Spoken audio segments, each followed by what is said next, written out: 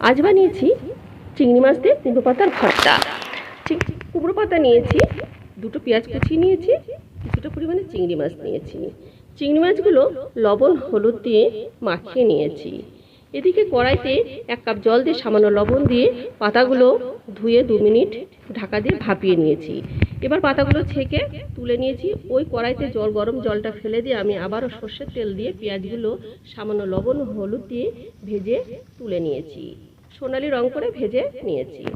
ওই তেলে একটি শুকনো লঙ্কাও আমি লালচে ভাব করে ভেজে তুলে নিয়েছি। আর এখানে আমি মশলা দিয়েছি কয়েকটা কাঁচা লঙ্কা, 3-4টে কাঁচা লঙ্কা দিয়েছি, 1/2 চামচ কালো জিরে, 1/2 চামচ ধনে, 1/2 চামচ রাঁধুনি দিয়ে ভেজে মশলাগুলো তুলে নিয়েছি। আবারও ওই তেলে আমি চিংড়ি মাছগুলো দিয়ে ভেজে লালচে ভাব করে ভেজে তুলে নিয়েছি।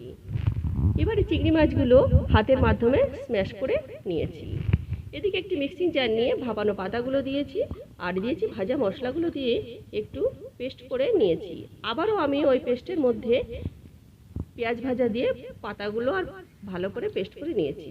এবার কড়াইতে আমি 1/2 চামচ রাঁধুনি ফোড়ন দিয়েছি, দিয়ে মশলা আর পাতার পেস্টটি দিয়েছি স্বাদ অনুযায়ী লবণ। ভালো করে নেড়ে চেড়ে দিয়ে দেবো স্ম্যাশ করে রাখা চিংড়ি মাছগুলো। এবার ভালো করে কষিয়ে বেশ কিছুক্ষণ ধরে কষিয়ে নামিয়ে নেব। একটি পাত্রে রেখে তাতে ভেজে রাখা পেঁয়াজ, একটা শুকনো লঙ্কা, কয়েকটা ভাজা চিংড়ি আর 1 চামচ কাঁচা সর্ষের তেল দিয়ে গরম ভাতে অসাধারণ।